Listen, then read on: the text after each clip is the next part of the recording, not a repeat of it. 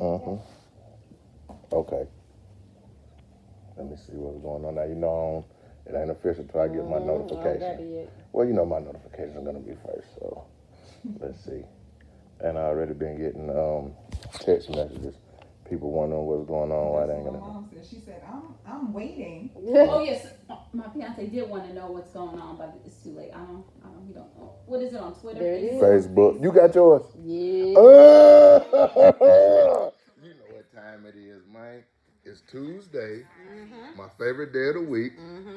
And let's have a moment of silence for the OG, Ronnie McDowell, who's not here with us this show. Even though he's in Turks and Caicos having a better time than we are right now. Because my day was miserable. It rained. And I was stuck. I don't even want to get into it. How was your day? Yeah, it was pouring down on the west side today. You might have been asleep again, Auntie. Yeah, probably. You know what I'm excited about, though? Yeah, Come on, fam. Listen, if you are meeting us in Miami this weekend, you should be drinking water today. Not just regular water.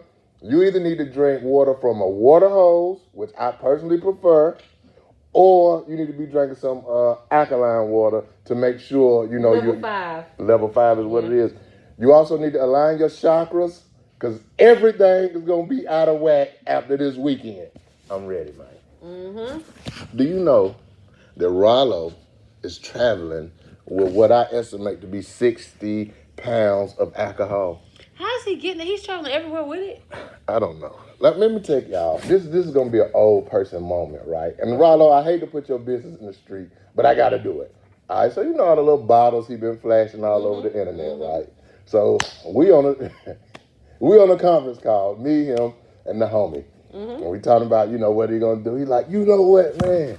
What I need to come up with is like a alcohol transporter. It'll be like a suitcase, and it'll have foam in it, and it'll do all you can transport alcohol. This is a $1 million idea. I cannot wait to patent this idea. I'm gonna hit y'all back. I'm gonna do some research. Call me back 2 minutes later. Man, they already got it, man. It's everywhere. There's about 100 different kinds. Okay, so with that being said, Rollo, do not bring all of that. What you need to do, because I'm going to bring some bottles too, but I don't want that to count against me and wait. So I'm just going to bring stuff that may be out down there, some exclusive stuff. I got some Master's Blend that I'm bringing. That's exclusive. That's some more stuff, you know what I'm saying? Only the exclusive. And I'm thinking about getting some champagne that I don't know if they're going to have down there yet. Okay. Yeah.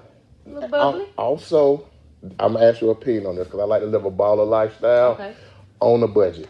Okay, so with this being said, right, and I shouldn't even be telling y'all this because I'm going to surprise y'all when you see the footage of how I don't even know the word for this Miami. Yes. So, I got these things, and they was on Shark Tank. I didn't know that. I ordered some, the champagne. You know it. You know it. So, okay, here's my dilemma, right? I want to spray a lot of champagne with the squirter. I don't want to do that with expensive champagne.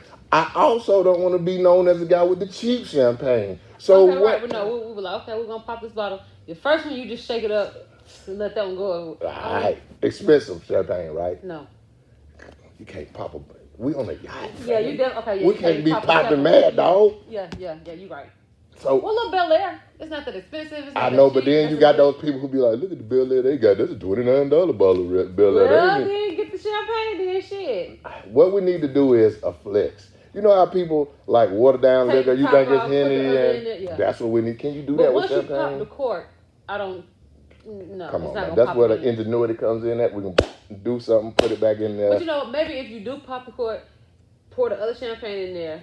Put the top on there really good and then shake it back up again. And okay, so if y'all see us popping bottles, all of the bottles that I will be spraying on people, that's cheap champagne. I'm just going to go ahead and let you know right now. That's cheap champagne. I would agree. But now if you see me popping it, pouring it on me, like I just won a game, it's going to be the expensive champagne because I don't want that cheap on me. It's going to be the expensive champagne. So you're excited. I'm going to have the expensive champagne on me too. You going to have this? Yeah. Me with the Bel Air in my eyes. No. I'm down to see you with the Bel Air. Man, 1999. No. Yeah, because I'm getting off the airplane and I am going straight to the ABC store to get ready for this. See. I've been detoxing all week. I've been detoxing, but I ain't going straight to the ABC. What's the day? Tuesday? Yep. I've been detoxing all week. The week started on Monday too, right? We're not doing the religious calendar. sure, It's just the- Monday. okay, Mhm. 'Cause I had something to drink Sunday. I think so. Boom. All week for this. All right. So, anything else you want to talk to the look? No, that's lit. Hold on. Yeah. Did you see? Speaking of Miami, did you see the baby in Miami for Rolling Loud? Shout out to Charlotte. I did. He put on too. He did. He did put on. You see somebody throw a shoe at baby? He did. He. Baby say, "Who threw that dirty Who Adidas?" threw it? They on the baby ass also now. A lot of comments that he made, but you know. I should have been on his PR team because he started the. It wasn't an apology, but he started the explanation very well, and then it went left because I don't even want to speak this in existence. But what the hell where did they even come from? The statement was just so random. Like what? What are you even talking about? Exactly. He shouldn't even say what he said, but when he said it, Everybody probably like. but he equated. Well, you know, when you're a superstar like that, people don't hear really what you're saying. They just follow the. Oh, everybody putting their phone in the air because he was like people that don't got AIDS put their phone in the air. Who ain't gonna die in 2 days? Who ain't all of that. Yeah. So my thing is, he started out good. Then he went on to say like, nah, my gay fans ain't got AIDS because they clean and they did. Come Sir, on, what? bro, stop it. You was Just be quiet. Yeah, just you should have just never said nothing if you was gonna go crazy like that. Stay away from the alphabet boys. Yeah. That's ATF, DEA. And LGBTQ. Yes, and any other alphabet, you got to put the plus on there because there's some alphabets that they recruiting. They're recruiting all of the alphabets. I was talking to Z yesterday, and he said they at L, and they coming for him soon. Well, They at T too. They got the T in there. I would agree. They gonna get all the alphabets, man. They're not taking C though, because C belongs to me. I got that. C belong to me. We're gonna have to fight. Good old fisticuffs. Yeah. You know. Let me ask y'all this too. While we on fighting, and I do not condone fighting women. I don't. If you are in an abusive relationship, and this goes for fellas too, because you know you got to know your worth. You can be being abused. Yep. Leave. That's not okay. No man should be beating on a woman at all. And no woman should be beating on a man. But you hear me, and you hear me good. If you ever out and you see me with my wife, not some scuzz bucket, but my wife, this go for 3-year-olds, 83-year-olds, other females. If you try my wife, we fighting. We all gonna fight. So if you're a female, you're gonna be mad at me because you're not gonna beat up my wife in front of me. I don't know if y'all know what was going on. There was an incident this weekend or this week. Took place at her Walmart. And they felt the way, but I'm just gonna tell you, man, I don't beat on women, but you're not gonna beat on my wife in front of me. Anybody that's with their significant other, you should already know what's up with that. It's not gonna be like nobody's gonna. Even a woman, they're not gonna stand by and let. They're gonna try to pick you. A man is not gonna stand by and let you beat up his wife. You're not gonna beat on my wife. So be prepared for him to either punch you. You know he gonna hit you. He gonna do something to you. Yeah, you're not gonna beat on. I'm talking about little kids and everything. A little 3-year-old trying my wife. Babe, hold on. Hold on, I got this, babe. Hold on, what you say, look, cuz? I would agree though. If my husband let some women jump on me, yeah, I'm gonna have a problem with that. Yeah, so let that be. And it was more than one, so yeah. Yeah. So, we're gonna get into it, man. Listen, family court. Now, this is for people who want to be in their kids' lives. Tune in right now. Because I don't think we got no deadbeats that watch our show. No. If you're a deadbeat, unfollow us right now because we don't do that. That is not allowed here at the West Side Natives. You know what I'm saying? So we're going to get right into it.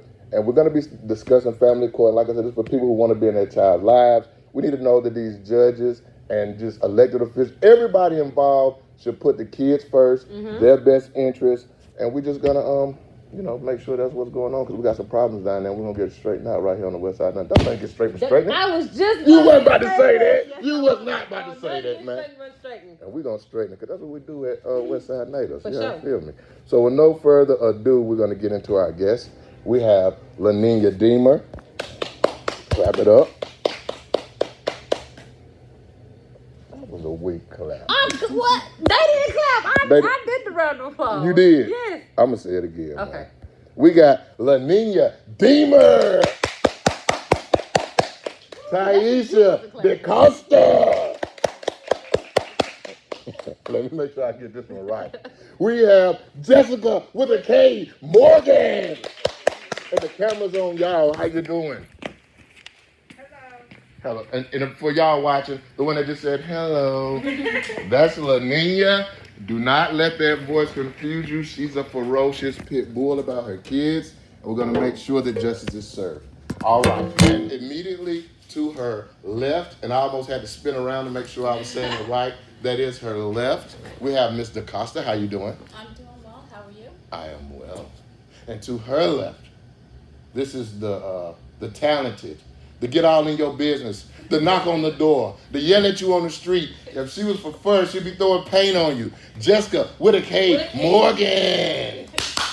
Okay, we already clapped for you, but say something. Say how you doing? Hey everybody, how you guys doing? We are good. We are glad to have you, lady.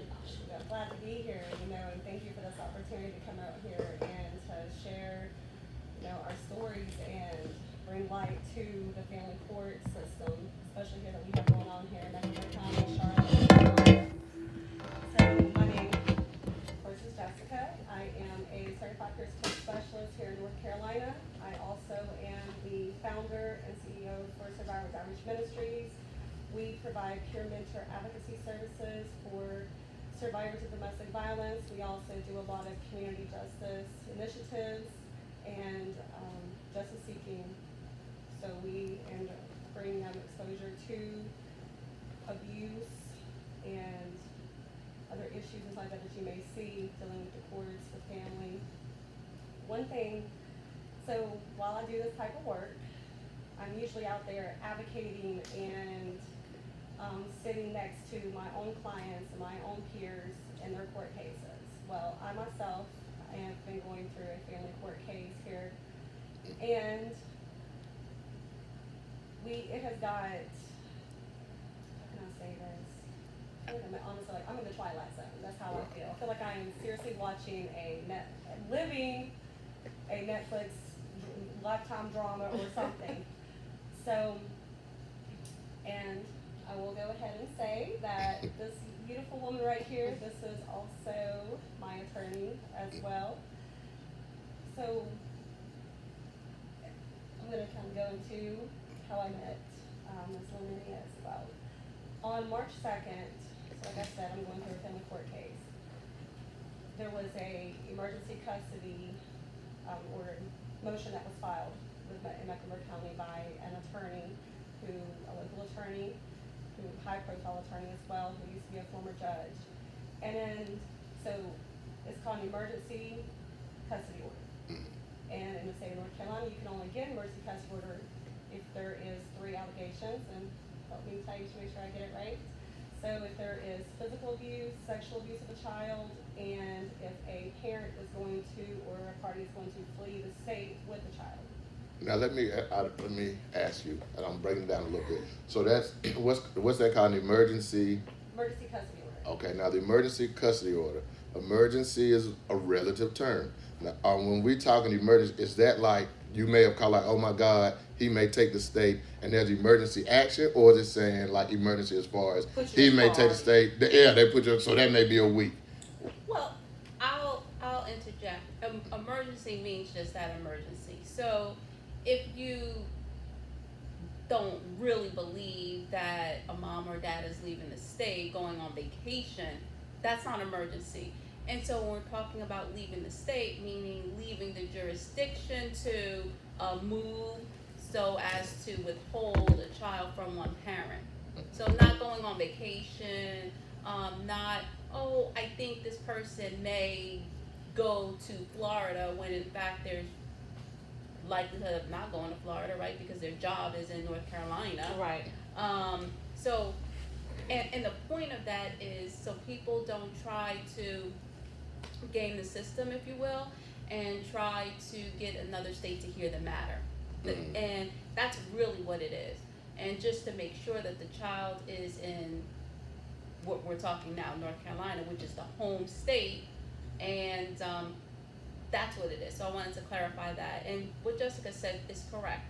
So if there is some type of abuse to a child, then that's where you can get emergency. And it could be physical, possibly emotional, but mainly physical, sexual abuse. And that's when you can file for an emergency order. I think a lot of times people do file emergency cases just to get in the court system so that their matter can be heard. It's really improper in North Carolina, and you can be sanctioned. I don't know if judges really do sanction people. I haven't seen it, but I think in Jessica's case, I don't know if it was a hardcore emergency, if you will, and I guess maybe I'll let her finish. But sometimes there is really a fine line between what is really an emergency and what isn't an emergency. And I think my personal opinion is judges really should pay attention to, is this a real emergency? Is this necessary in this situation? And we're getting off the beaten path a little bit, but in Jessica's situation, I don't think it was an emergency because she didn't even have custody for children.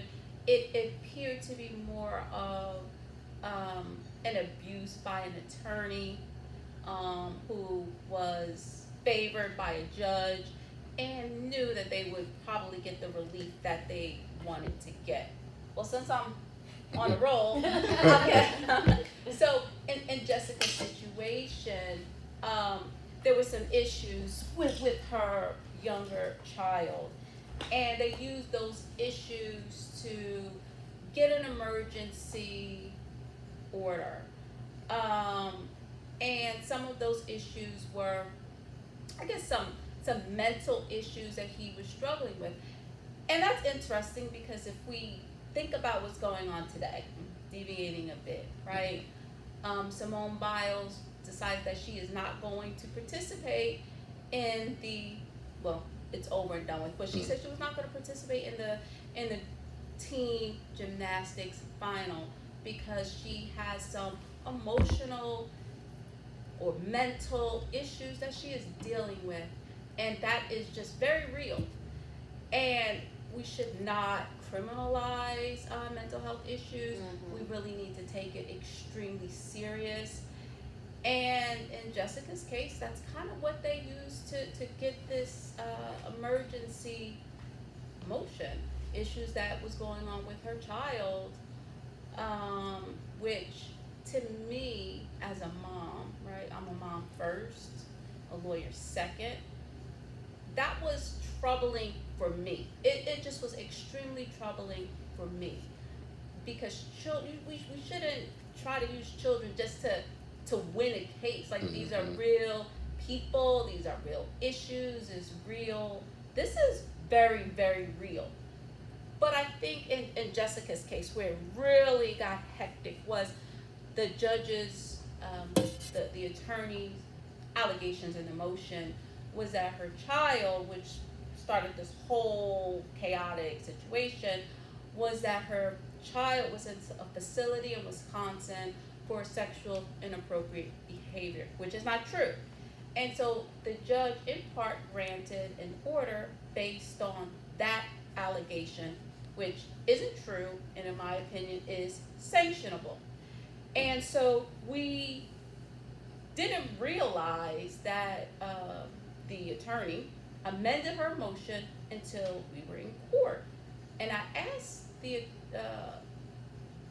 mom, foster mom, because her case is kind of hectic, one of the parties that sought the emergency, what basis was this sexual inappropriate behavior?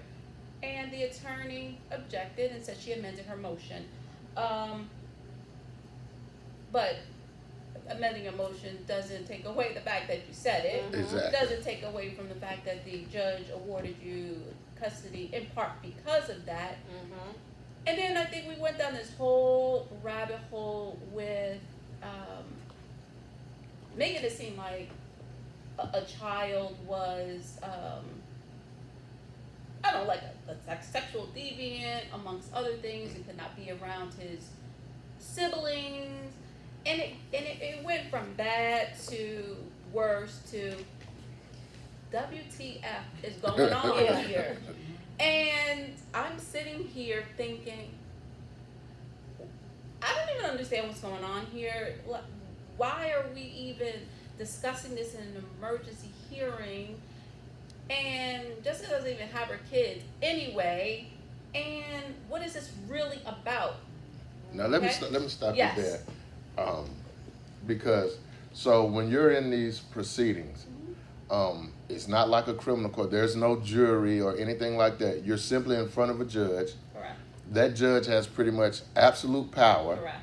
And you know what they say about absolute power. Correct. All right. And also the oh man, I forgot what I wanted to say about the judge. Oh, the judge has absolute power and the burden of proof that you speak of. So that all plays a factor in like you said, things that can be introduced in court because the burden of proof is so low. I'm pretty sure they can introduce almost anything. Well, so in my situation, like she was saying, like, I do not have, so I have an older son and I have two younger daughters that are 5 and 6.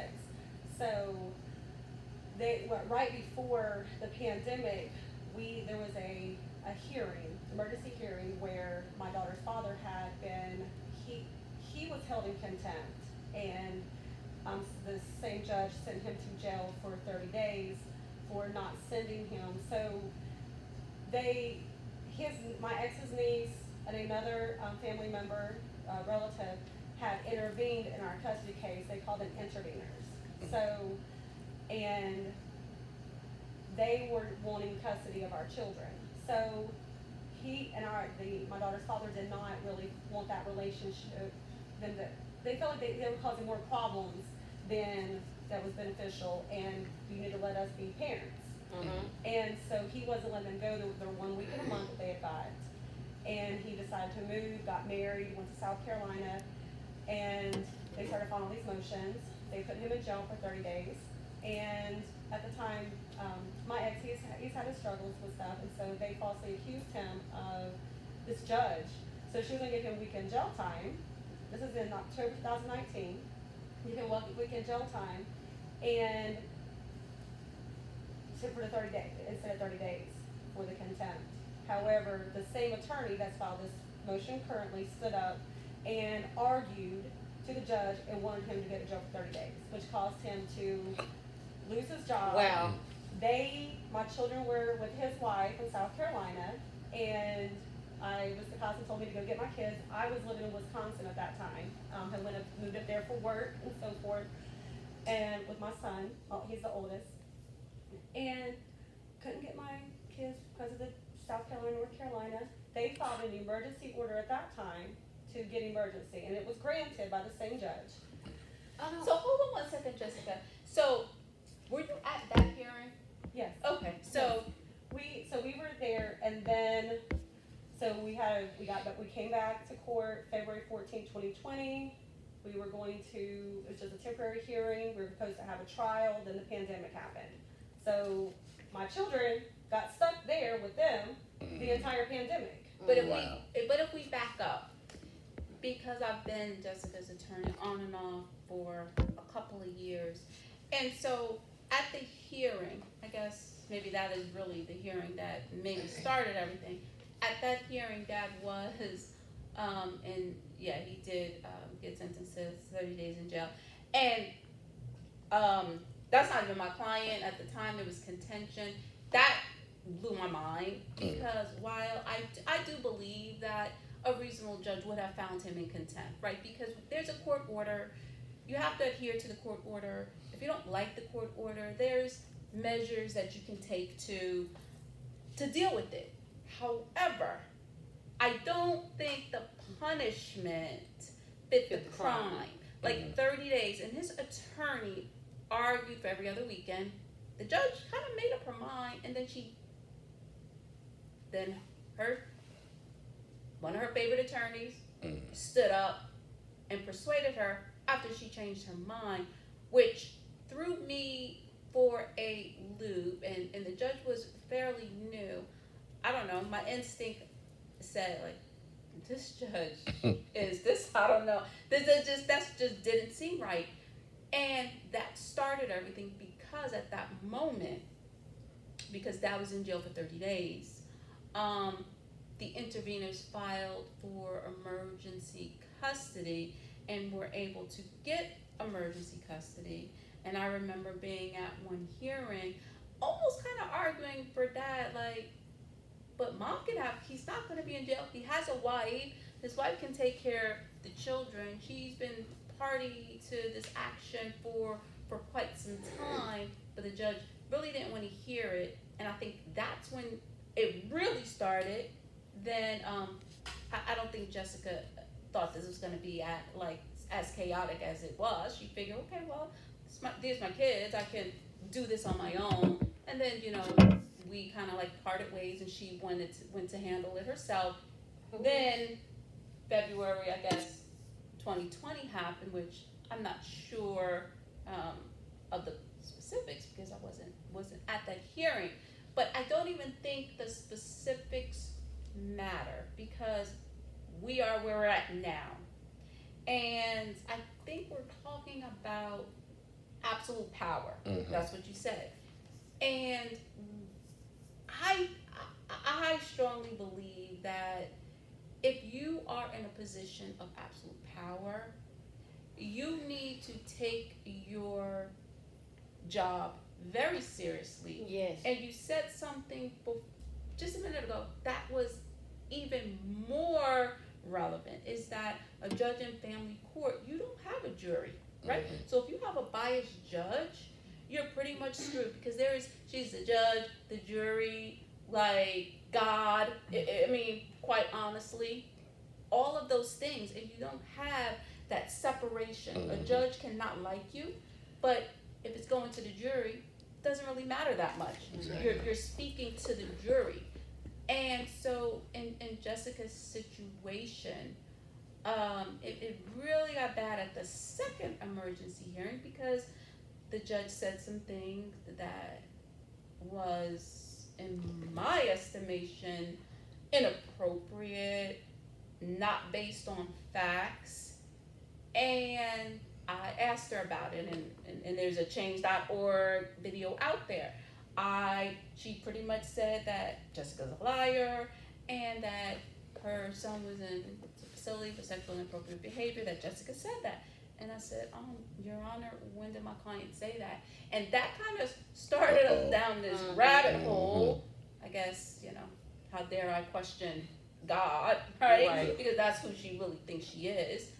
And Now, is that the footage that we have? yeah, that is the footage. We about to roll that. Michelle Dorsey said they need to address the issue with the judge. She is not qualified to be in family court. Traffic court is where she should be. Yeah. That's my mother. All right, we about to roll it. Okay. We about to roll that footage. All right, Okay. Here we go. I would go back and pull my notes from that hearing, but it just did not come out of the clear air or thin air. And I'm not making any findings that he committed any type of sex act, but I want you to know that you did make that testimony. A lot of that stuff you put out there, so you have nobody to blame but yourself. A lot of the testimony you gave was just not truthful. You told half truths, flat out lies. I mean, it's very difficult to believe anything that comes out of your mouth. And I understand that you love your girls. I want you to have a relationship with your girls. But the polar star is what environment is going to best promote the welfare of these two girls. And right now, it's not with you, Father. Is there anything else? Yes, ma'am. You said that my client mentioned Wisconsin DSS to sexual behavior at the last hearing. I want to said something about that. This wasn't the first time that information came out, and I know she said something to CSCR about that child being investigated by DSS in Wisconsin. And I was not. I can pull the court meant to pull my notes over the lunch break, but I didn't. Whatever. But Your Honor, I'm sorry. I'm not putting that in as a finding of fact. I'm just putting that out there as a. Come on now. Anything else? Because I know Ms. Trotman has to go. Yeah, that's pretty serious, though, right? So that's pretty serious to say that a child has had inappropriate sexual behavior when that is not true. I did not make that finding for one, and two, I did not say that he was. What I'm saying is that mom in that last hearing testified under oath about something with DSS and this sexual inappropriateness or whatever from Wisconsin. This isn't the I did not first time testify to that, Your Honor. I did not. We can pull the court where did I learn it transcript. from? I didn't get it out of that order. You learned it from the order that We can pull the court transcripts. I did not say that, and I'm not. I'm sorry, Your Honor. I I'm did not get that from that order, from those two motions. I did not get that from those two motions. That came out in that last hearing. So May I ask a question? This is Ms. Hendrick. When I know that you said father's not getting any visitation, are you also suspending his phone calls as well? yes, Okay. I have no contact. No contact. Okay, understood. And Your Honor, are these going to be two separate orders, one drafted by Ms. Andrusik and one drafted by Ms. Troutman? Just making sure that we know that. Yes, and they're due by March 23rd. March 23rd. I'm sure we'll coordinate so that we're making the same findings of fact, so they're not different orders. So, all right, thank you, everybody. All right. You should have took that out. Put just Nuh-uh, she Okay. puts it in We her back. on mine. She gets more. All right, we're back. okay. That was a Now, lot. that was a lot. Now, again, who am I to judge on appearances? But like I But they also say first impression is everything. said, So shut up. if I need to clean myself up when I come to court, you need to do the same, ma'am. Yes. You can't be looking like my auntie up there with your gun. Like, judges, they're not even supposed to chew gum, I believe. and then There's it's- such a high standard like that. You don't see judges And chewing then on gum. top of that, like I want She my leaning judge to on be the- exactly. Like, so, how long is this gonna be? Oh my God. So let me rewind. Y'all ate lunch? Everybody ate lunch? Okay, we're gonna hold this till 1:30. Yeah, because I don't think I'm gonna be able to sit through this much longer. So when you're at what point, right, did you realize that you were dealing with a basket case? This wasn't like first day of court. You like, like at what point did you was like, yeah, something's wrong with this I lady? have doing type of work that I do, and then having had a previous judge for our family court case, and being in courtrooms and knowing even some judges personally in the field and working, being alongside them and talking to them and seeing them out in the community and working with them, I was in shock because an attorney files a fraudulent motion accusing my 13-year-old son of inappropriate sexual behavior. Then I, in turn, am being accused of testifying that my own child, my own son, did something that he did not do. You don't even accuse an adult Yeah. of anything like that. Might as well a child. And I really lost just like faith in the system with that, because I just was like, I cannot believe this is happening. Like, did this just really happen? And once I got the WebEx and I watched it again, I'm just like being there was one thing, But watching it but again. watching it is just like, I ain't never seen it like that before in my life. Even watching TV shows or Law and Order, I ain't seen nothing. And I know one thing is that, being a domestic violence advocate and being an advocate period, one thing, we've seen this and we've, watched this, especially over the last, 2020, is that, a lot of things go on because nobody speaks up. It's not get exposed. And especially people who are in positions of power, elected officials and so forth, that they just think that Nothing's gonna happen to nothing's me. gonna happen to them. They're just immune. Like, I got this immunity, I'm fine. And I know, being a survivor myself, that when there's any type of abuse, period, and to me this is a type of judicial abuse It is. going on, it needs to be exposed. And so first I exposed the attorney who did it, and then I put the video, I downloaded the video to YouTube, and I even started a change.org petition. and created, loaded a video to it. I became very technical over the 2020. Right. And because I knew one thing, our voice has power. Mm-hmm. And so when I put what I'm going through out there and make myself vulnerable and being transparent, I'm like, this can't just be happening to me. Mhm. There's got to be other people that's going through the similar things. And I looked up the judge. I found another organization that's called the Foundation for Child Victims of Family Courts. And another client, there was a complaint on the same judge. Can we say the judge's name? You damn right when you Okay, said I'm we just making showed sure. a picture. Yeah. So- Did we? That was her. The little Oh, hood. yeah. I wasn't. I want to take that back. Just like how that we'd like to strike that from the record. Yeah. Judge Karen McCallum. I'm sure she's not a hood rat. She just appears as one. Yeah. So I just want to clarify. I'm sorry, Judge McCallum. I did not mean to call you a hood rat. You know what I'm saying? I just know a duck when I see one. Okay, now let's get right into it. I take that back. Okay. So I saw another complaint, another organization that had the same judge, and so I'm like, there must be something going on here. So I called that organization, spoke to a woman, and they couldn't give me the name of that mother at that time. So I started, like I said, I put it on YouTube. I have an organization. So my own organization, so I use my own platform, and I created a petition because we don't need someone like this on the bench. How many signatures we need to get her out of there? Well, judges in North Carolina. Oh, they're voted in. Matter of fact, Yeah. when is their next election? And so, December 31st, 2022. so Definitely that's gotta the get out problem. That they're voted in, so it's very difficult to get them off the bench unless Congress intervenes. Wow. Or if we don't vote this judge in. If we don't vote this judge in. So if we don't vote this judge in, then if we don't vote this judge in, Exactly. One more time for the record. then Yep.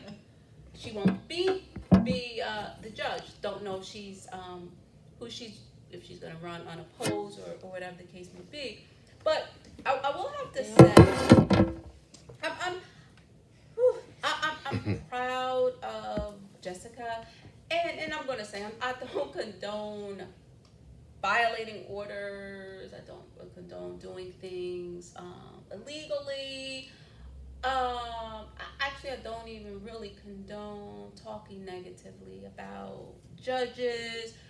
That's not really how it should be, because we have to kind of respect the system. But I understand that it's in Jessica's situation. I'm a mother. I don't know what I would have done. I just can't imagine what I would have done, because I'm going to be perfectly honest. After that hearing, I was no good. It was a Friday. I was supposed to go out, have planned. I was no good. I had to cancel. I think probably had a drink.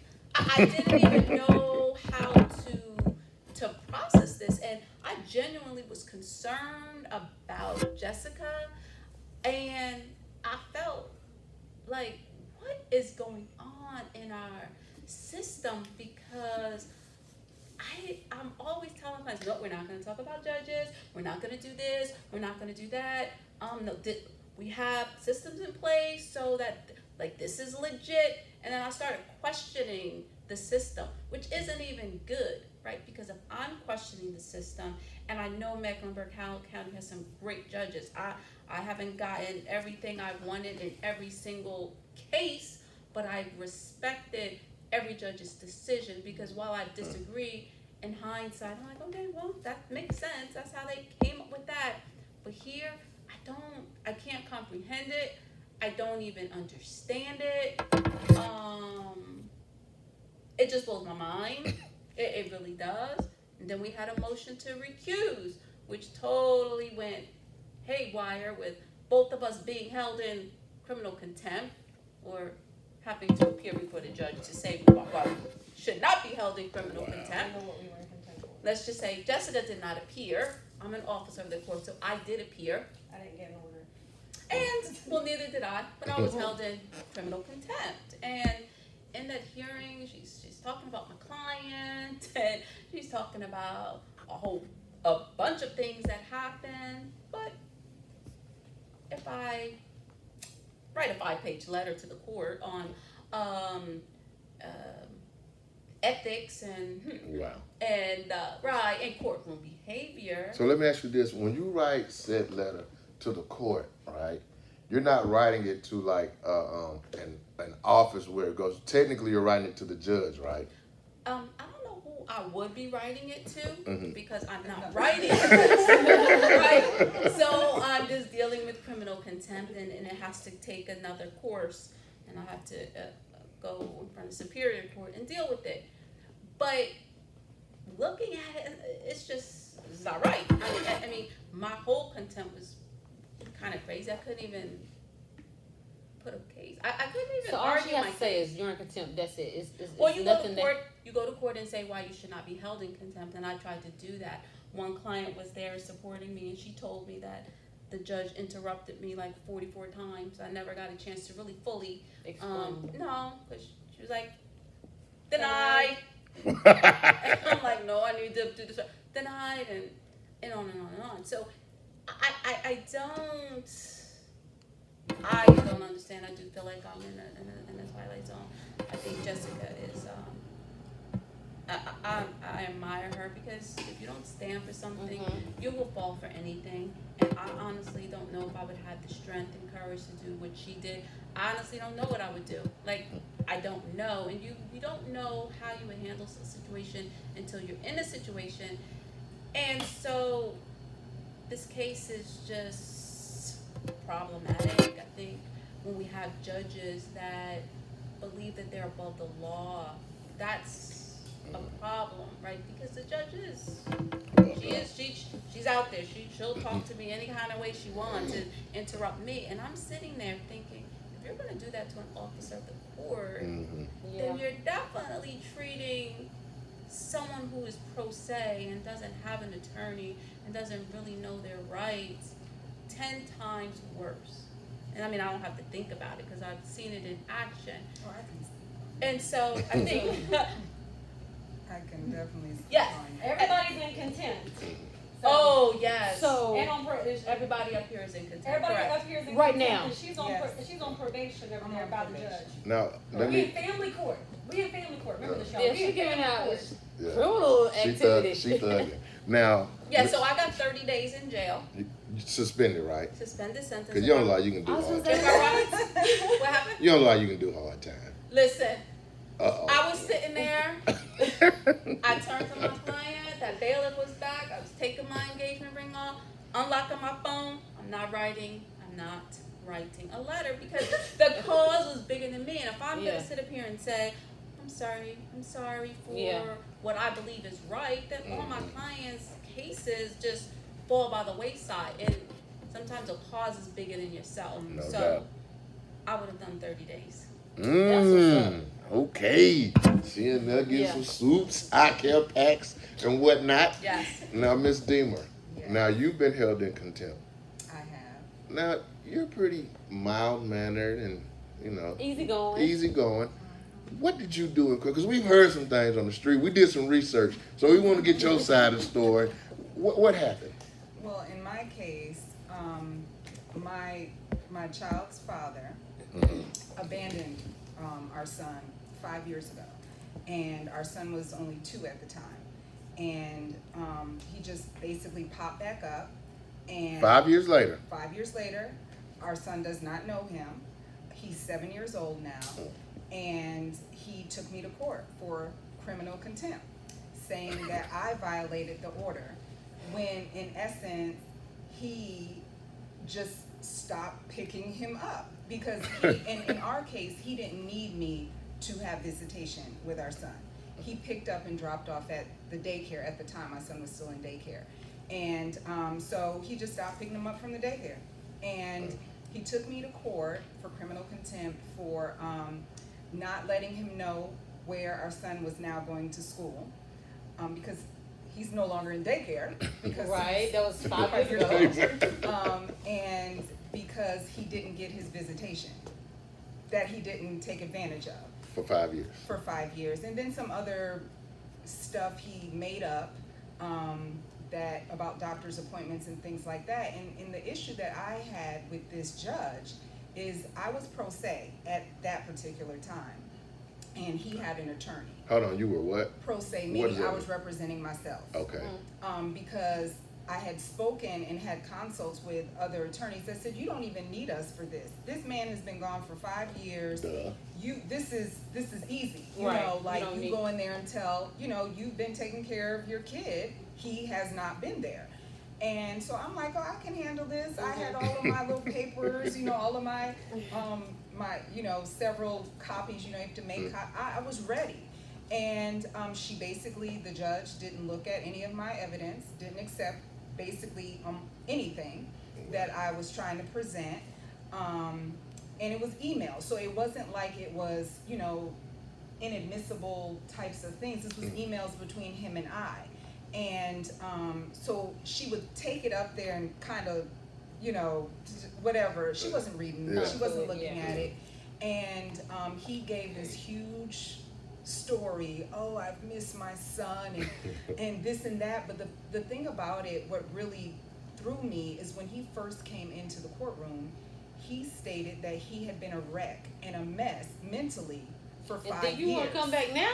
For 5 years. For 5 years, and there was no question of his stability. But see, stuff like that needs to be backed up. If you, can you show me where you checked yourself in, or where you got you some He help, didn't. or where you so when you say certain stuff to me, if you was that damn bad, you should have checked yourself in, sir. So if you was gone 5 years and you ain't checked yourself, I'm sorry. You know, I'm sorry you was at a bad time, but I'm not gonna be able to do nothing with that information. But If it's what's no- different now? That's Yeah. my whole thing. What's different right. now? changed? Did you What get checked in happened and did you then? complete a program? And Like, Exactly. No, Right. or no, he just said he was a wreck and a mess because of me. I drove him to be a wreck and a mess. I'm like, so she might drive you back to that point now. Right. So what? But there was no questioning of Yeah. him. Basically, throughout that hearing, she smiled with him, laughed with him, engaged with him, asked him questions. Oh, sat there on the bench like, oh, really? Oh, this is your only child? You know, just, Yeah. and then when she turned to me, it was just like stoic and just, okay, you know. And so at the end of it all, I presented everything that I had, and I felt that I did a good job of I've been in my right mind for these past 5 everything, everything. And she said, I find you in criminal contempt. I sentence you to 20 days in the county jail. Then she laughed and said, suspended, but you're on probation for 1 year. And she told him Probation? for 1 year. We in family court. And she told him, well, it's better late than never that you came back. So it was kind of like this man who's been gone, claiming he has mental instability. And you want to put my son with his mental ass? And that was the whole kicker. Like in the very beginning, I went to her to ask for a continuance because we had another hearing that was scheduled after it to discuss changing this order that had already been in place 5 years ago because our son doesn't know him. He shouldn't have to go back to a person that he doesn't know under Yeah. this same order. And she denied my continuance. And so I'm in there saying, he doesn't know him. How can he go to him for weekend visits from Fridays to Mondays? She's like, he's a kid, he's resilient, he'll be okay, you know. See, no. And she kept referencing her son and how they do things. And This I'm don't just have like, nothing to do with And you let and me your ask son. you this: man. so there was already an order in place. You had a, like you said, a thing in place. He went and picked the kids up. Now, was that put in place by this same No, judge? it was a different judge. So this order was put in place. So technically, He abandoned the order. he's abandoned the order. Right. There's no punishment for him not holding up his end. No, and that's because I do take some accountability because in 5 years I could have done something. What in 5 What? years? I just think you're gone. You could have raised my kid. That's all I need you to gone do. court to get a change. I don't think so. I mean, I it's don't been think so. 5 years. From a I'm not thinking you're going to show back up. And from a you want 'em. practical point of view, right, when a parent doesn't exercise their time, they're not in contempt because you can't make a parent parent.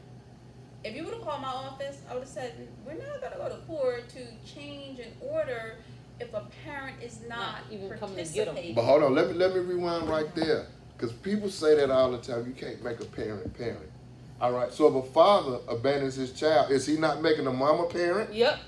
Well, mom don't have to parent either. Child can be in foster care, right? You don't want to make parents do something they don't want to do. That's not good for you. That's But it's not- not but fair my that thing- when you So do what the- decide that you want to do Exactly. something. My son's 17, sir. You've been going 12. So Stay what could have gone. been done in my case, because the judge said you had time to do something, so I had to look at myself and say, well, should I have come back to court? Well, to if I do would have knew something? that you was gonna be on his side, ma'am, I would have. And then also, what's You know, not like- what's crazy is that they will say something like, "Well, you should have. If he abandoned, you should have did this." Okay, first of all, I'm taking off time from work and doing all this to come to the stuff that I came to. So now that he's gone, like, yo, I can't just come to court. And when would you have come to court? Like, once he's gone a week, once he's gone 2 months, once he's gone 3 months, like how many visits can you miss before I can be like, Well, okay, I think he abandoned in the North situation. Carolina, abandonment is after, is it 6 months?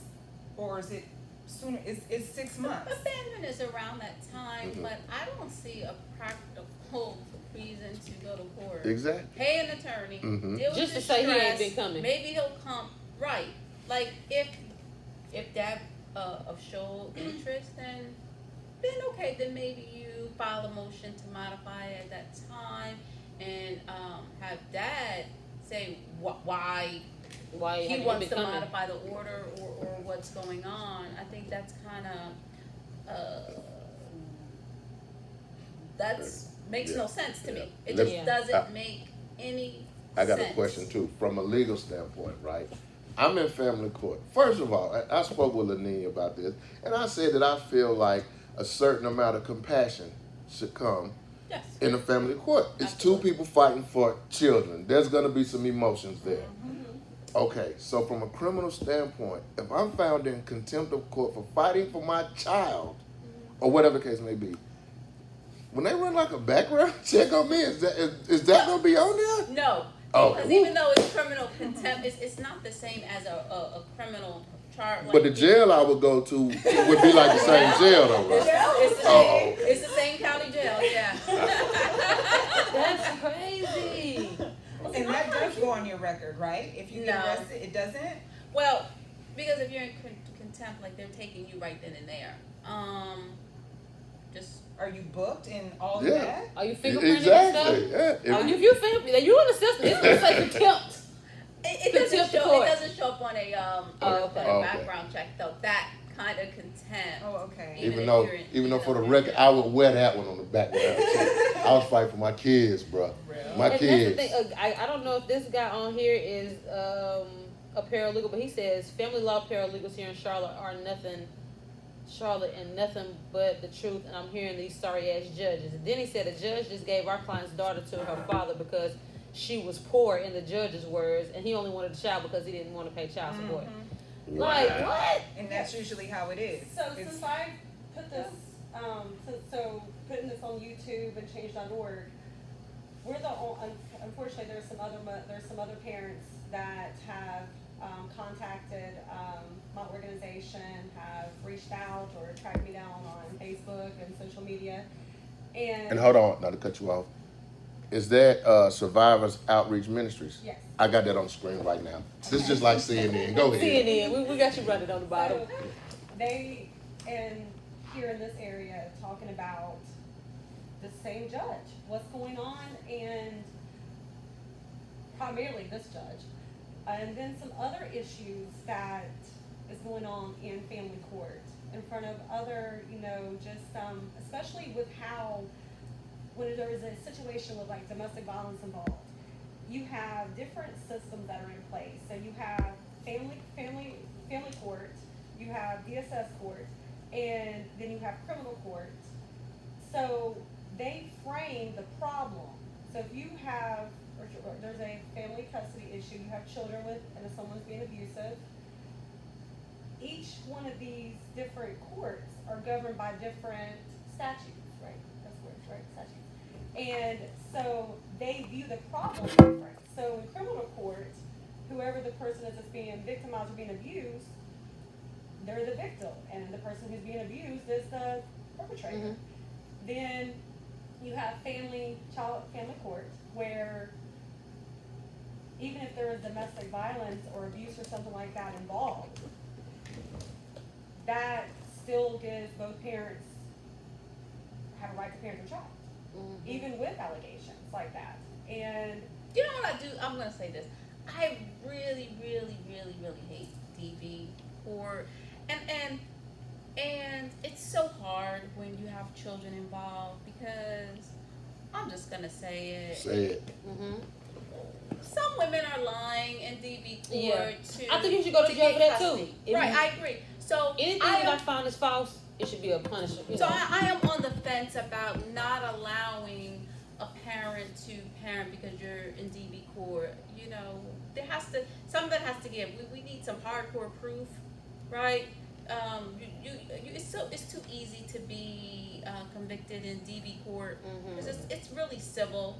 There's really no harm in criminal. Now, if there's hardcore evidence and pictures, and you're worried about a parent doing something to the children, but some of these allegations are ticky tack, and so I don't think it's good to kind of.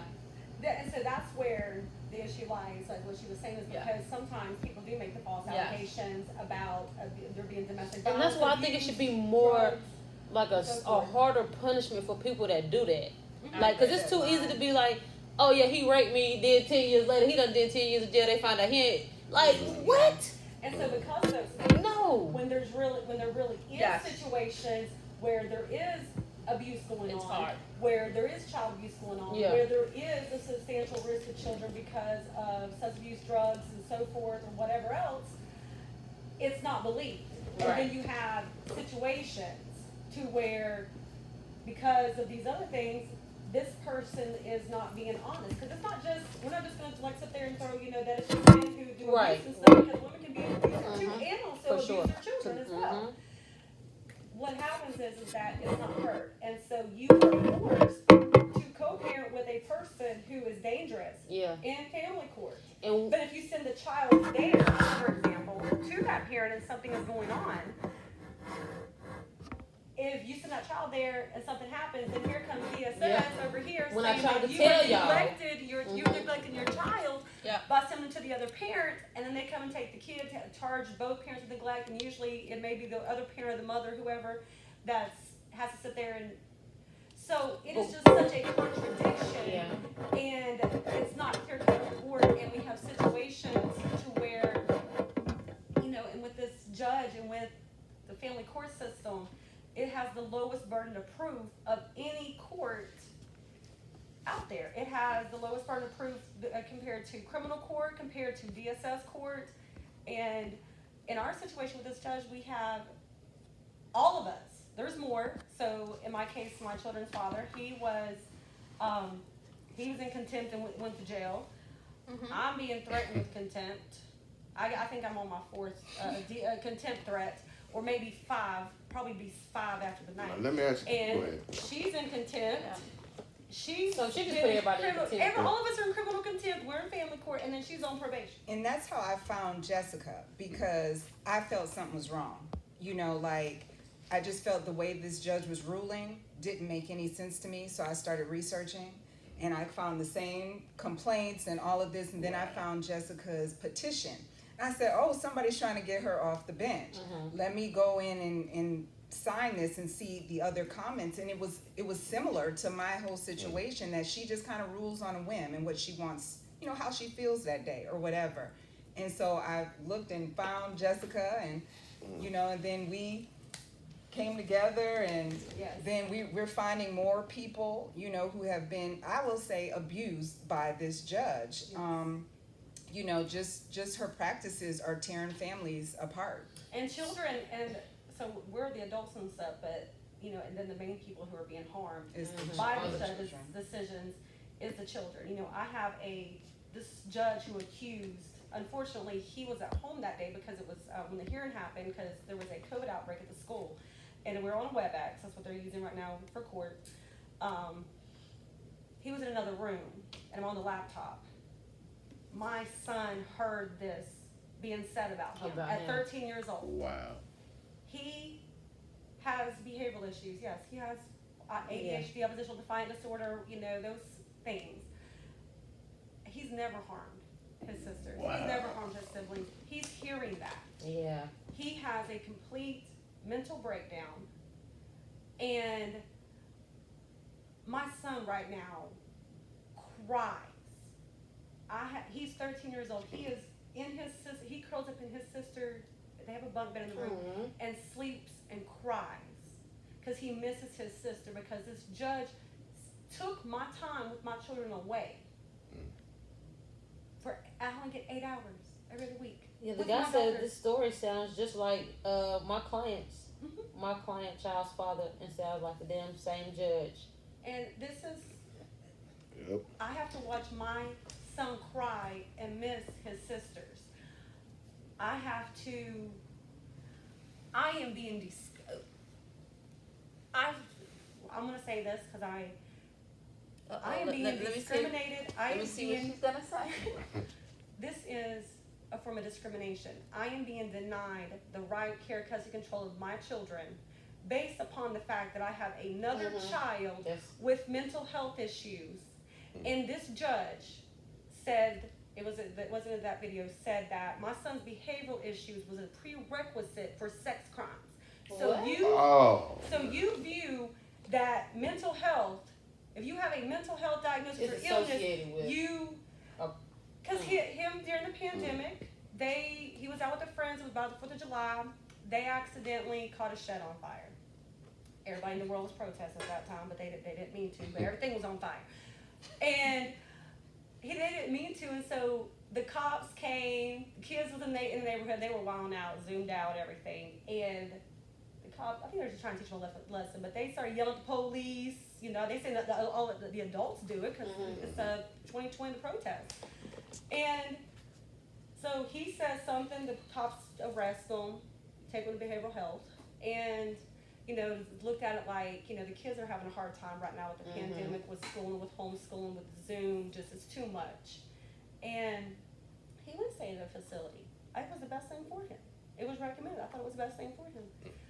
But However, to say that we need to back up. That was not in Wisconsin. it wasn't in It has- Wisconsin. the I judge- never yes, testified to sexual that my son inappropriate Had nothing to do behavior. with anything Right. sexual. anything whatsoever. And to accuse it's slander, it's defamation, it's abuse. And for me to hear, I have never heard of anybody being put on probation in family court or criminal court. And then I don't think you can be even held in criminal and civil court at the same time, Oh, but I am. but she is. And just my children, I just think this is our children. And Yeah. the trauma, yes, that's her child's father. Yes, we get that. But when you have not been there for 5 years, my daughter's father, he's had his struggles, yes. However, even despite his struggles, he's gonna show up and fight for his kids, struggle or not. And he's gonna come, he coming in there, he went to jail for fighting for his, and. But the thing is, though, you don't remember at 2. You don't even remember. I don't even know. And so if we were talking 1 year or 2, then it's well, your child knows military people go away for a year or 2. You will remember. But from 2 years old To 7? that's And that's a stranger. Yeah. Really. And it That's is. a First, you And- need to start with, maybe a day or so here. Y'all hang out for an hour or No, something, and then, she was- gradually to, She kind of suggested that at the hearing, but she's like, I can't change the order. I can't change it. So these are just my suggestions. And But you can. but she kept saying she can't because this is not the hearing for that. And basically, she was encouraging him to do these things, to start with Zoom calls and things like that. But then towards the end, she said he can start going to him for overnight weekends next week. And basically, you need to go and talk to your son and tell him that this is what he has to do. I've never talked to my son about his father before, so now I have to go home and tell him you need to get to know this person, and next week you have to go and spend the 4 And nights the child with has him. no say so. No, but I went and got my child a therapist because of this is crazy. And what she said in our second hearing when she found out I had a therapist for him, oh, I'm glad that you did that. That's probably a good thing that you did that. But as a judge, I'm thinking she could have, implemented some type of reunification He need to go. therapy The or dad something. need to go to counseling too. She should have recommended that. Something, Y'all need or to go together. parenting, or Yeah. parenting classes or something. He has no other children. So let's just say it gets too hard for him right now that he just up and done again. So Exactly. he can just come back in 4 more years when he's 12, 14, and then be like, yeah, okay, I'm ready. I'm ready. I was bullshitting. Okay, I got it together. But no, you shouldn't be able to do that. That's the thing, like, I have never heard a judge, it's like, she's biased, she's prejudicial, like, okay, once she decides that she, like, if she don't like you, that's pretty much it. And then, she doesn't even listen to the facts and the evidence, like, her decisions are not based on what evidence is presented or the facts. I don't even think she even, like, reads or looks at the cases before they even come into court and see the history or anything like that. It's pretty much whatever she wants to do. And I will say again, is that she used to be a prosecutor for habitual felons, a district attorney here in Mecklenburg County. And so one thing people think in criminal court is that the judge in criminal court has the most power, right? The person in the courtroom with the most power is the prosecutor, actually. So, I say that to say, we have a judge who's a former prosecutor, and it she- doesn't even matter because everybody deserves decency, and a fair respect, And some a fair empathy. hearing. You don't have to talk to people crazy. No. Doesn't matter what they do.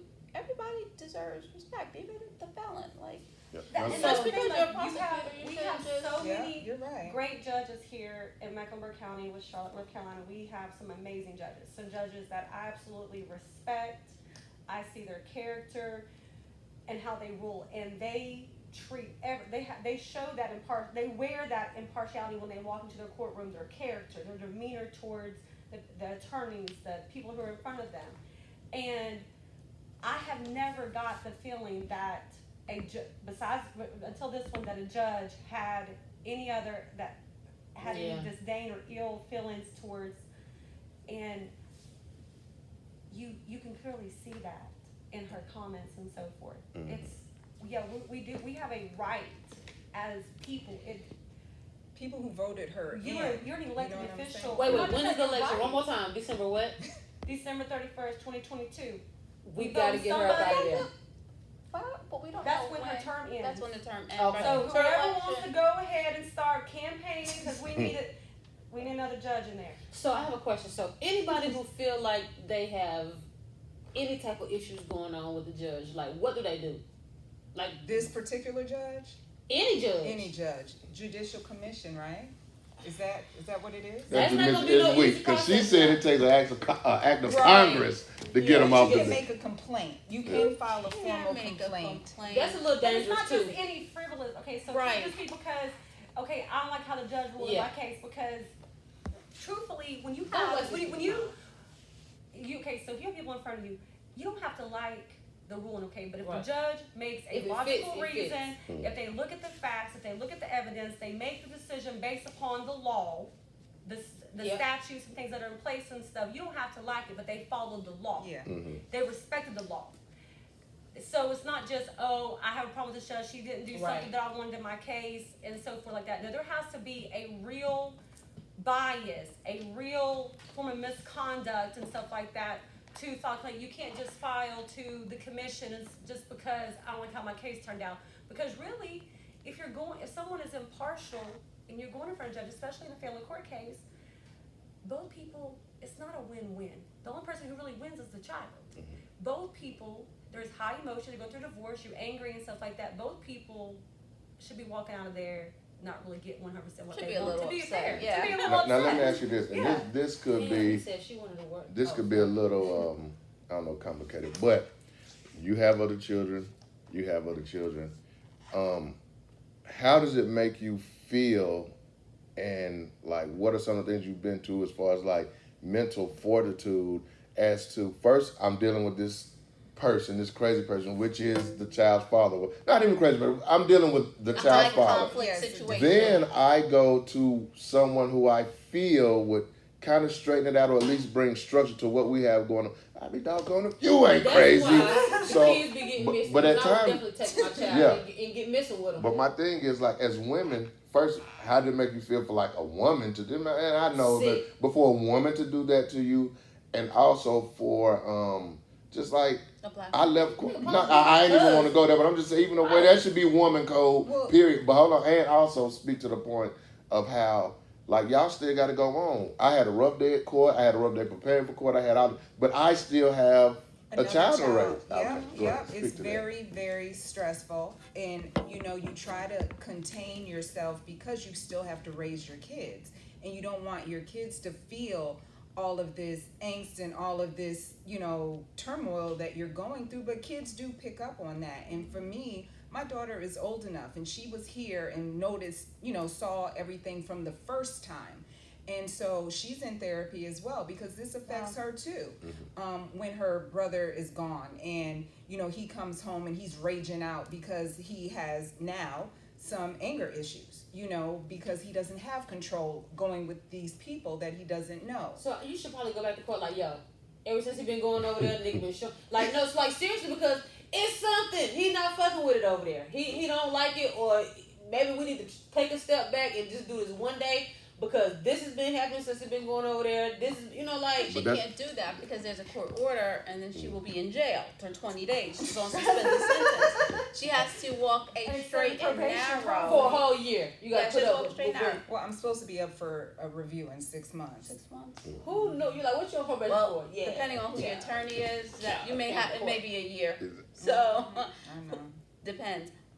But yeah, I think that's a good point that you're making, like the mental toll. Yeah, like especially if it can be verified. Like the teacher has been started calling me. I'm talking about the parent. Actually, court. So since I put this out here, there has been other parents, and there's actually a lot there. So we talk about a lot about criminal justice reform and stuff. There is a lot of organizations. There's a lot of advocates and parents and mothers who are working right now for family court reform. Because it's like we don't have as much rights as in criminal court. I'd rather be in criminal court right now. I ain't gonna even lie. But there has been parents that have committed suicide.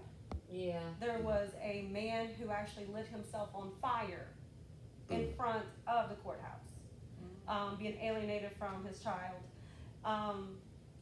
You have us parents, we're not perfect. So there is parents who struggle with mental illness. There's parents who struggle with alcoholism, substance abuse, and so forth as well. So you already have a struggle. Then you add this to it. And Exactly. This heart, this is your children. This is your heart. This is, your children is like your heart walking outside your body. Yeah. That you have relapses. Yep. You have, like I said, suicides, and sometimes like somebody just could snap because it's a lot, and then you have family.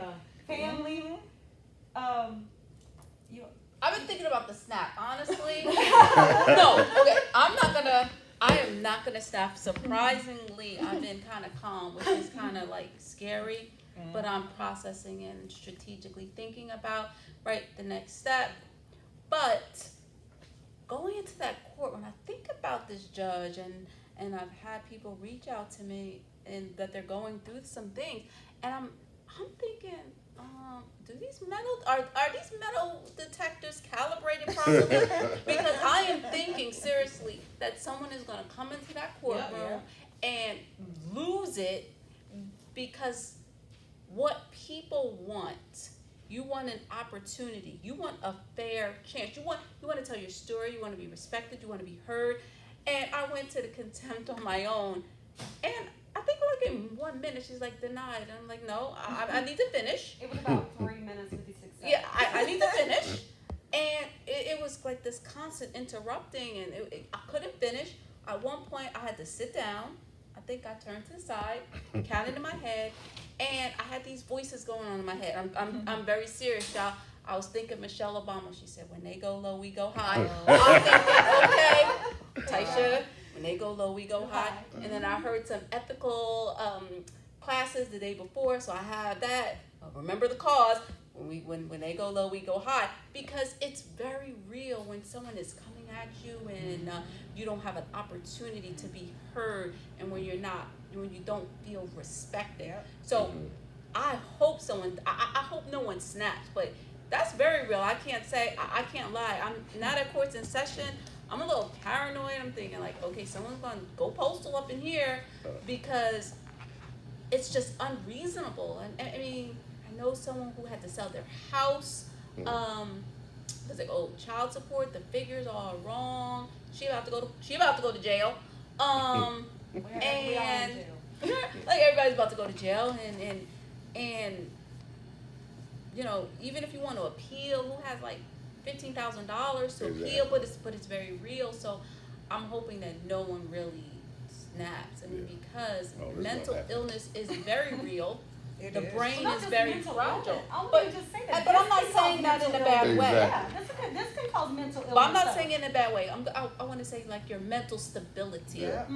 Because mental illness takes a whole range. You know, it could be a situational depression, right? My dad died, I was depressed. So that you can take that as a mental illness, but your mental stability, and when you're dealing with people's kids, I'm praying that no one snaps, because all of these stories I hear is crazy. I hope those metal detectors are properly calibrated, because I don't want any of our great attorneys in Mecklenburg County to lose their life over something foolish because someone is on a power trip. And so and now let me ask you this, because I said woman, but we're not going to breeze over the fact that you said black woman. So did that affect you when you saw a black woman behaving in a way towards other black women? Can I say this before she answers? Oh yeah, go ahead. So honestly, I'm gonna say that I honestly felt that I wondered to begin with if this was like racially motivated. I did, and so I'm like really? Did she just like, what's going on there? Because the other women that I had spoke to begin with were other Caucasian women. And then she reached out to me, and then another mother reached out to me, and then we even have some fathers. So it seems like it's just, I don't know, but so there was other ones. So, but I did think about it. At first you thought it was racial. Yeah. And this judge, I did too, honestly. This judge is the only black female judge on the bench in family court here in Mecklenburg County. Well, we have a couple of others, but they may be in rotation in juvenile, and they mainly stay in juvenile, the other ones and stuff. There's one that's lovely, I would love to have in there. But well, I think. But go back to that question. So I just want to so how did you? Yes. Yeah. Yeah, she thought that until I popped up. Yes. And then she was like, "Oh, so it's not just because I'm Caucasian." I thought about it, but because I don't think well, I know she doesn't like me. I said, "Oh, that's not it." But I think the standard is always has to be higher for, let's be honest, people of color.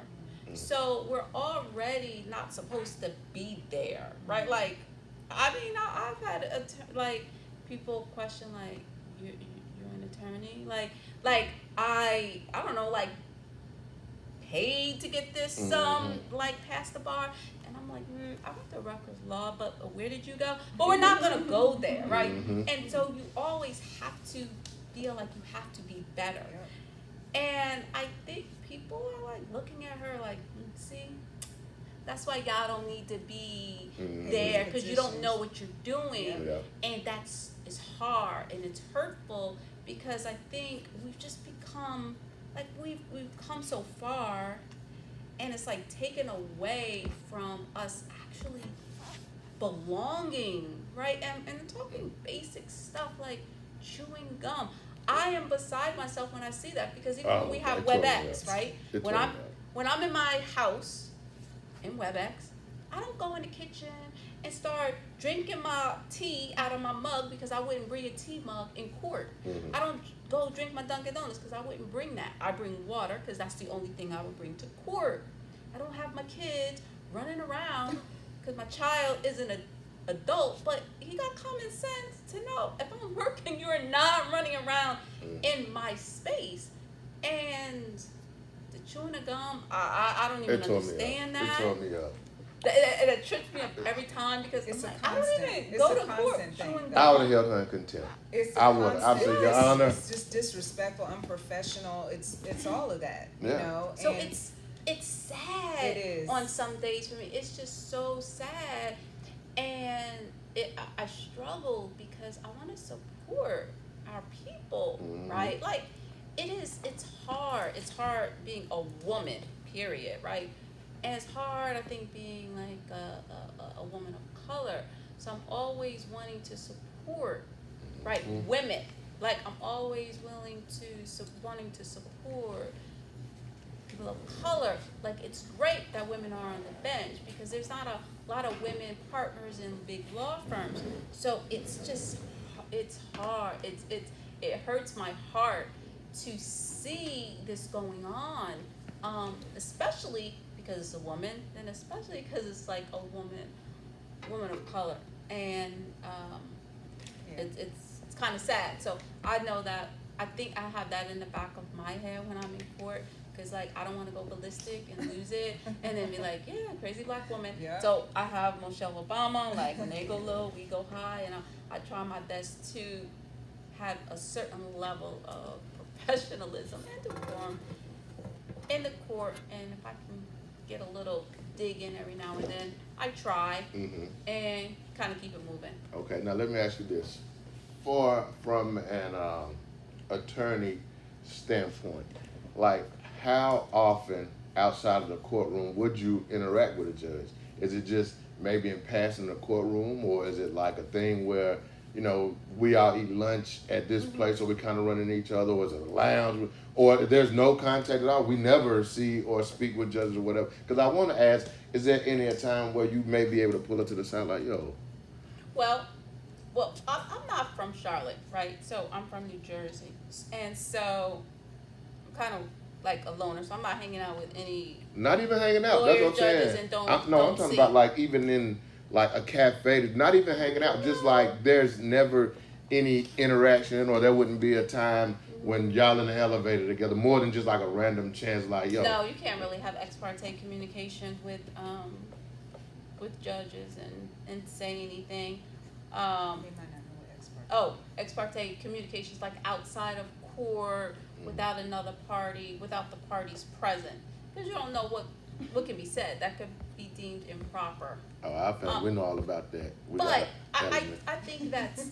I do think that some people are probably have interactions with judges, because you may go to a social function, right? You may be in the same sorority, that type of thing. But for me, I'm not like a native from Charlotte, and I had a family and married and kids, and I kind of. Well, that doesn't factor in there, because I don't know, you know this, you might not get in from Charlotte. Nobody's from Charlotte. So that judge probably ain't from Charlotte. She's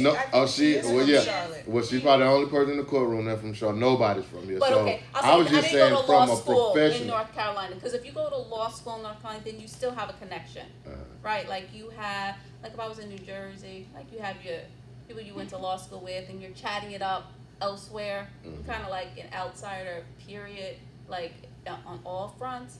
So I don't think so, but I think my fiance asked about this the other day, but I think in family law, I think it's so adversarial that I don't know if many are really like friends, right? Because when you think about criminal, right, the defense attorneys probably chat it up and hang out, because the person that you're against is the prosecutor, right? Like you're friends, and you may chat and you're friends. But I think in family court, because it's so adversarial and everybody wants to win, you're not really gonna be friends with other lawyers and just hang out, right? Maybe a couple, but it's a different feel, adversarial. It shouldn't be, because people's lives are at stake and their kids and stuff like that. But I wish someone would pull her to the side. Yeah. But And somebody, we don't mean one of her close personal figure. When you keep saying hang out, I don't really mean like in a hangout sense. I mean more of a professional. Let's say like football player. We don't hang out, but we all play football. So we all gonna be at Dick's sometime. You know, just wherever. So you ain't got to be her friend to pull this young lady to the side. If you run into her, you know, anywhere, hell, at the soda machine down at the courtroom, man, please tell her like, yo, man, they talking about you. You need, you know, tighten up, man. I you wish know. somebody would check her. I ain't gonna lie. I really do. Because, you know, and I feel each time that I see my son cry for his sisters and miss his sisters, there's no hurt, you know, like when our children hurt, that hurts us as a parent. And the rage, I would say it's even like a rage, the rage and the hurt that I feel for watching my son go through this, and then his sister's asking when I have, you know, like, what, like, I want to see Caleb, and have him do like a Google Duo or something. It's just, it breaks my heart, and each time that happens, you know, like, I'm really messed up for a couple days, and I really wish that, I'm like, I want to have some compassion, you know, and for who? for the judge. Like, I want to have, like, maybe she needs some prayers, you know, some holy water, some, you know, like, just like, what, it's like, what happened to make you this way? Why do you feel like when you come to court that you have to treat us this way? Because usually the way that you treat somebody, you know, the way that someone treats you is based on them. It doesn't really have nothing to do with you. You know, we show. It's not my. So for her to just be doing this all around, Something's you know, going on with her. I feel like there's something. Like, what's going on with you that you feel like you have to come in here and take it out on all of us? And the chewing the gum, the smiling, the laughing, The posture. and then like the way that she, like, you know, I heard the contempt and the way that she was like smiling or laughing at that time during that, and then the way that she did it hers. It's like, are you getting a kick out of this? Because you're hurting people. Like, you're a judge, so you are going to be held to a higher standard. You're held to a higher standard, and then one day you're going to be held to an even higher standard because you're sitting in front of people. Because we have a right to an impartial judge. We have a right to justice. And you have to be careful what you do because a child may be injured, or what if a parent does commit suicide, or what if a person who's been recovering for many years, you know, and they go to this and they just go have a relapse or something, and they die, you know. You somewhat were a part of, like, yes, they had the choice, but this is like mental and emotional abuse. Yeah, you can drive people to that. You can drive people to that. This is judicial abuse. Yep. And so I try to get there, you know, to pray and, you know, like, I wish someone would check her. I wish someone would go to her and, like, and just talk to her, you know, like, just, because I know I have people, you know, in my field of work that I do. If I'm out if I have mentors, I have people that work in the same field, and they'll check me, they'll pull, you know, my coattail if I, you know, get a little too, you know, rah-rah or whatever. And I think we all have people in our life. We should. We should. Yeah. We should. And it's like with her, she just thinks that she just can do whatever she wants to, and that she's immune. And I think that she even made a reference in her hearing about, like, well, if I get a contact from the judicial standards and everything, then for misconduct, then I'll take care of it. Then there's like, she just don't care. She don't. She is on a rampage. She is. She's went rogue. Like, she's straight went rogue. Yeah, and a lot of times people like that, they're the ones that end up like with issues, whether it be substance abuse or depression, whatever, because after years and years of them doing that, they get to a point where they can't even look in the mirror. You know what I'm saying? And it hits them like, I mean, like, you're literally destroying lives, you know. And there will be one, like you say, in criminal proceeding, I think certain judges have an agenda or they may feel a way, but they kind of hang their hat on the fact that, well, that person's a criminal, that person is guilty of this crime. So I could give them 5 years, but I'm gonna give them 20. It don't, so they can rationalize it. But when it comes to family court, if you have two parents, like you said, there's instances where a parent may just be using a child for, get back or as a weapon or whatever. But in cases such as that, you can't hang your hat on, oh, well, that person did a bad thing. So it's like, shocks me at how heartless That's and the word. That's a good Alright. word. yeah, that a That's person good can word. be, and that's You have separated, so in my situation, you were telling me that you were denying me my constitutional right, discriminating against me as a parent because I have a child that has mental health issues. If that was the case, there are so many other parents that have children and then one has mental health issues based upon, and it's not even true, what the comment that was made, that she said. That means that the majority of parents in the country would not have kids, because a lot of people have other children that have mental health issues and so forth.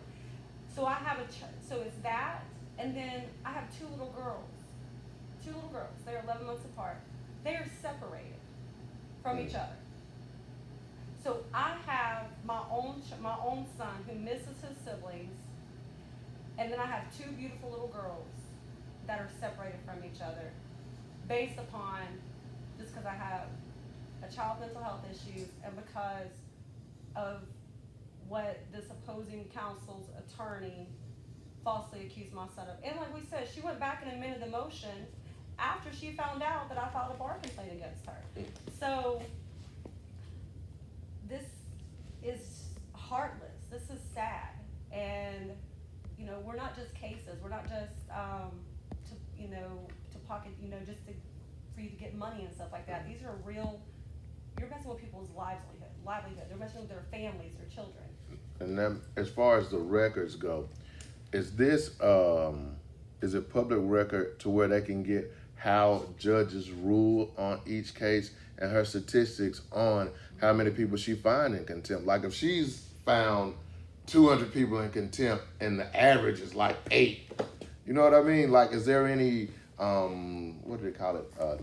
Public when you can file for private information. No, that's not what I'm looking for. But can we do it? Like Freedom of information. Yeah, that's what I'm looking for. Yeah. I don't know if the court, and I don't think the court just keeps the record of They that. should. You should know what just like a voting record for an elected official. How you rule in cases should be the same thing. Well, if you find how you find 75% of the people that come before you, how you find 75% in contempt. I know that they keep a record or percentage of how with prosecutors, how many cases they win. Yes. There's a percentage that way. In the criminal court. Yes. But not in family. in family court's like a free-for-all. Like I said, it has the lowest burden of proof of any court. So there's two. What is it? Clear convincing evidence and a preponderance of evidence, right? Those are the two. Where in the other courts, the burden of proof is higher. Like in criminal court, beyond a reasonable doubt, and even like I said before, DSS court even has a higher level of burden of proof that has to be met. So it's like a free-for-all in family court. Pretty much like it's he says, she says,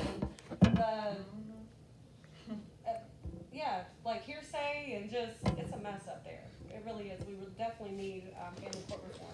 And I also think that judges need some type of training. Like we had talked about that, like some type of, I don't know, sensitivity training on just how to handle trauma. Yeah, like because they're inflicting trauma, first of all. Exactly. And then just the ability to be able to recognize certain things and based on their rulings, how that could possibly affect these children. Not just the adults who are dealing with this, but the main point or the main important parts are the kids. And a lot of these judges just make these rulings. Well, our judge in particular makes these rulings and she's not really thinking about these kids. She can't be. And I believe because she does not have the training or But how do you train someone to be a decent person? I don't think there's any training that can train you to be a decent person. Well, I mean, I have to agree with, yeah. because like I said, I've seen a lot of judges, and we have some amazing judges here in Mecklenburg County and Charlotte, and here in North Carolina too, and their character, you know, like, you can just, their characters, not just on the bench, off the bench, is, they're good people, and they like what they do. You know, they respect what they do. They are humble. You know, I heard one judge one time, he was even humble enough to admit that he made a mistake on the bench. You know, this judge completely lacks any humility, Any empathy, and rationalization. her character just, it's not there. And I've never seen other judges behave I this haven't way. either. I haven't either. And I've been in Anson County, Randolph County, Wake County, Gaston County, Union County, Hertford County, Cabarrus County, and I've never either. You've been in a lot more counties than me, but I've never ever seen a judge behave like this. It's really like. Or even like on Law and Order, like, I mean, like, the judges on Law and Order have more professionalism and decorum they're actors, than what right? they're just So, actors than yeah. what we're experiencing. And so I guess, like, what are we at, or, you know, with the petition? Like, what are we looking for? Because I think people would want to know that. You know, were we almost at 500? So we right now are almost at 500. I mean, like, we can ride this thing and stuff, you know, to. Now, would they sign a petition at Survivors Outreach Ministries? No, okay, you can let me make actually sure. go on to, well, the petition is on my Facebook page, but you can also, even if you just Google right now, if you Google, put in the judge's name, Karen D. McCallum. I didn't see that. It's I didn't see change.org come up. I didn't see It's it. going It to does. come up Okay. for change.org with the video, and you can sign the petition, because we need to get, this judge needs to be removed from the bench, and we need to get someone in here who respects this profession, respects the law, and is going to make decisions impartially, unbiased, and listen to the facts and evidence that's presented, not just rule how they see fit. I think I did change that one. So Jessica, I guess, is spearheading all of this. So, someone has, I guess, any questions or concerns, why don't you give your phone number, they can call you. My phone number is on my page, so I'll give you the organization's number. Okay. And there's a website too where you can go. All right, now go ahead. Is that the 70? That's not the 704-866-2429? Yes. Got it on the screen. Okay. Mm-hmm. And then Ms. Acosta, she is also, you can find her. All right, and Ms. Deemer, is there anything you want to say in closing? Remember to vote. You know, it's just Very very important. important, because I actually think I voted for this judge, which is the irony of the whole thing, you know. So it's really important that you read up on these people that are running, because as we know, the judicial branch is what makes these decisions. You know, it's not even, you know, it's important, president, vice, all of that, but this branch right here is what can make or break, you know, your life, your livelihood. I mean, are the judges. Yes, y'all, we have to vote. I am so frustrated and saddened and upset and all that she's the last person I will vote for. I would vote for Donald Trump again. And I can't even believe I'm saying that out loud, but that is the level of... Did you just say it again? Let me take that. I never voted for Donald Trump. Thank You're you. saying, it took a minute, I was like, oh.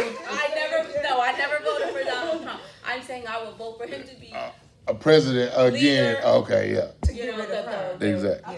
Oh, I'm a God. judge right now. right, and that says a lot. Yes, Ooh, it does. I am not a fan of that man, and go on Yeah. my page, it's been a whole lot, but that's the level of This thing.